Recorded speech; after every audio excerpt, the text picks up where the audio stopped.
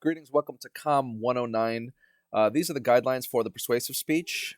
This will be a little bit general. I'm not going to speak specifically to individual sections.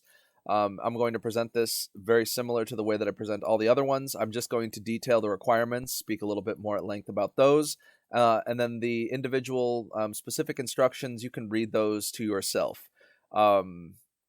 So, requirements. It's an 8 to 10 minute persuasive speech. I don't want less than 8 minutes. I don't want more than 10 minutes at this point in the semester. You should be preparing enough material or just the right amount of material so that you don't have to go over or go under on the time. Again, practice makes perfect.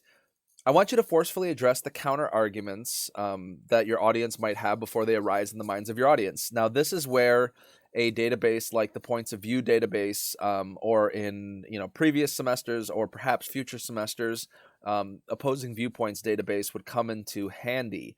These databases present both sides of an issue. So, say you're talking about banning assault weapons.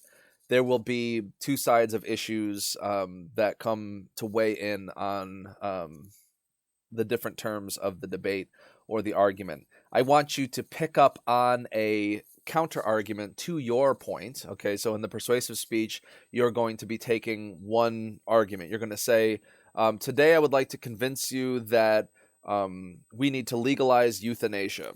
Okay, so the counter argument might be, well, what if the person who has decided they want to die decides they're going to kill themselves, and at the very minute that they kill themselves, somebody develops a cure for their disease. So these are counter arguments that you will have to address, and you want to forcefully address these counter arguments.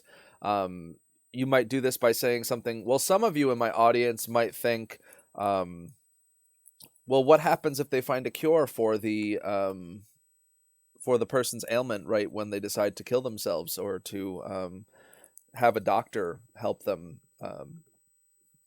with physician-assisted suicide? Well, today I would like to address that. Let's talk about the likelihood of that. 70% of blah, blah, blah, something like that, okay?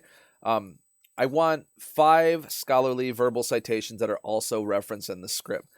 Now, verbally, I would like to tell you, and again, this is archived here, but I will accept 4 scholarly verbal citations that are also referenced in the script. But I would like 5 sources cited overall. That means that you can bring in a 5th source that is from the New York Times, or from Time Magazine, or from CNN, or from Fox News. I don't care. I would like 4 scholarly verbal citations. I write 5 in the guidelines, but really 4 is adequate for this speech. But I want 5 citations. Okay. If you provide 5, then fine. You're doing what you need, but you can get by with 4 if you're having a hard time finding that 5th one. I know sometimes it's difficult to find that 5th one and incorporate it.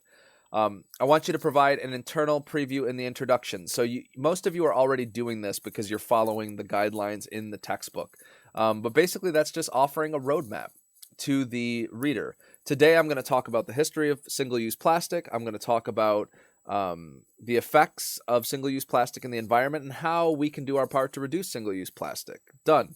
Those are your 5 internal preview points. I want you to provide a clear call to action in the conclusion. Okay? Now, a call to action would be something like, today I hope my speech, you learned a little bit from my speech, and we can all agree that we're going to stop using single-use plastic bags at the store, and we're going to bring our own reusable tote bags. Okay, so that's one way. That's a very practical kind of individual thing that you can get people to commit to. Or you can do more of a psychic kind of thing. Okay, you could say, I hope next time you hear about euthanasia on the news, you know a little bit more about this topic, and you can make an informed decision about such an important issue in our era, or something like that. Asking somebody to think about something is a call to action. asking somebody to psychically do the steps and go through the actions in their brain is a call to action. People don't have to go out and place litter in a garbage bin to be a call to action. You can get them to think about something. The next, I want you to demonstrate one instance of signposting. Okay, just one instance. Even saying something like in conclusion. Okay? But really something like for my first point, okay? Lastly, I would like to discuss. Any of those things would be fine.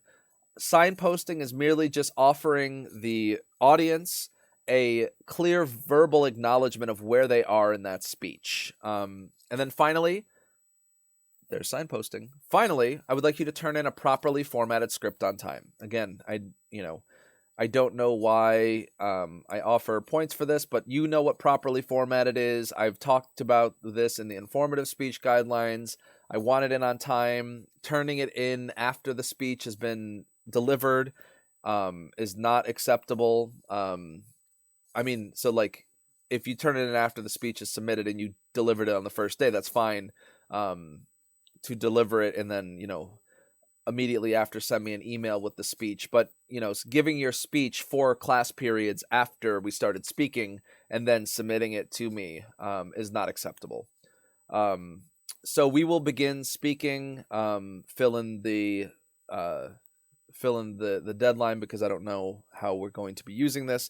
Every class is going to have different days that they speak. So all said and done, good luck. I will see you soon.